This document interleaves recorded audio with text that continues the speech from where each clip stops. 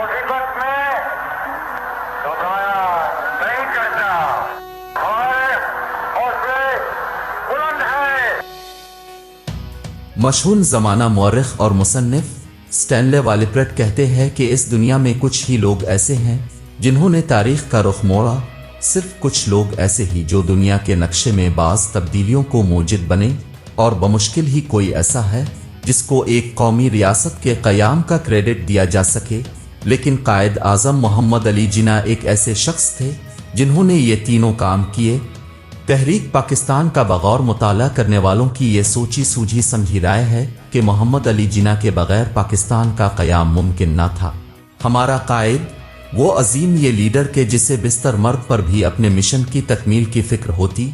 बाबाए कौम ने अपनी जानलेवा बीमारी को हिंदुओं और अंग्रेज़ों से छुपा कर रखा, क्योंकि इस बीमारी की ज़रा सी भनक भी उन्हें पड़ जाती तो पाकिस्तान का क़याम मशकूक हो जाता। ये वजह है कि कायद आज़म मोहम्मद अली जिन्ना के इस राज को बेहतरीन सियासी राज कहा जाता है।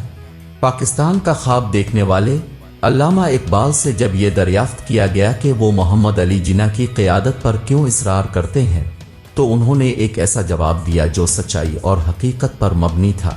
अल्लामा इकबाल ने फरमाया कि जिन्ना वो शख्स है जिसे ना तो कभी ख़रीदा जा सकता है और ना ही ये शख्स कभी अपनी कौम से खियानत करेगा। अल्लामा इकबाल जानते थे कि कायद आज़म ज़हानत के जिस दर्जे पर फाइज हैं, पूरे बैसगीर में वही एक लीडर हैं जो कांग्रेस के मोहनदास करमचंद गांधी का मुकाबला कर सकते। ये कायद आज़म की ज़हानत के बारे में एक बहुत बड़े फ़लसफ़ी और शायर की गवाही थी। आइए कायद आज़म की ज़हानत के कुछ दिलचस्प वाक़यात देखते हैं। एक बार कायद आज़म मोहम्मद अली जिन्ना किसी जगह पर खिताब फरमा रहे थे कि एक हिंदू तालिब इल्म उठा और कायद आज़म को मुखातिब करके बोला कि अब हिंदुस्तान को तकसीम करके क्या हासिल करना चाहते हैं? अब क्यों हिंदुओं और मुसलमानों को अलहदा अलहदा करने पर क्यों तोले हुए हैं, जबकि अब में और हम में कोई फ़र्क नहीं है? कायद आज़म मोहम्मद अली जिन्ना सवाल सुनकर कुछ लम्हे के लिए खामोश हो गए।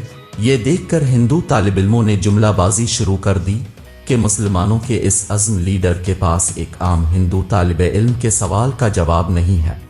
कायद आज़म ने उन्हें हाथ के इशारे से खामोश करवाया और पानी का एक गिलास लाने को कहा। फिर इस गिलास से कायद आज़म मोहम्मद अली जिन्ना ने चंद घूंट पानी पिया और वो गिलास हिंदू तालिब इल्म की तरफ बढ़ा दिया और इसे इस गिलास से पानी पीने के लिए कहा। लेकिन हिंदू तालिब इल्म ने कायद आज़म की बात मानने से इनकार कर दिया। फिर कायद आज़म ने एक मुसलमान तालिब इल्म को पास बुलाया और उसे ये पानी पीने का हुक्म दिया, तो वो मुसलमान तालिब इल्म खुशी खुशी कायद आज़म के हाथ से गिलास लेकर पानी पी गया। कायद आज़म ने हिंदू तालिब इल्म को जवाब दिया कि हम में और आप में ये बुनियादी फ़र्क है। इसके बाद हिंदू तालिब इल्म को सांस सूंघ गया, क्योंकि दो कौमी नज़रिए के इससे बेहतरीन और जामे तशरीह नहीं हो सकती। कायद आज़म की ज़हानत का एक और वाक़या कुछ यूँ है कि कायद आज़म जब भी ट्रेन में सफ़र करते तो अपने लिए फर्स्ट क्लास में 2 बर्थ रिजर्व करवाते थे।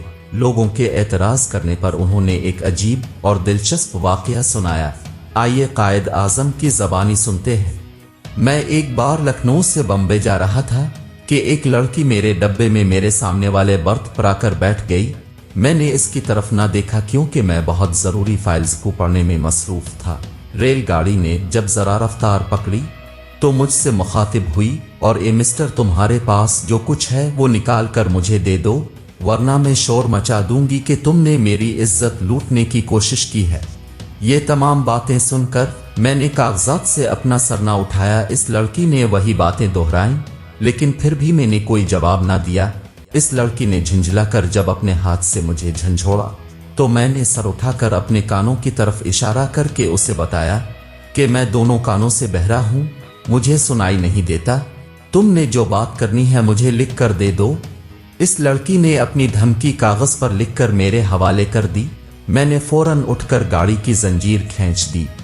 जब गाड़ी रुकने पर ट्रेन के गार्ड्स आए तो मैंने वो कागज उसके हवाले करते हुए सारा माजरा बयान कर दिया, जिस पर इस लड़की को गिरफ्तार कर लिया गया।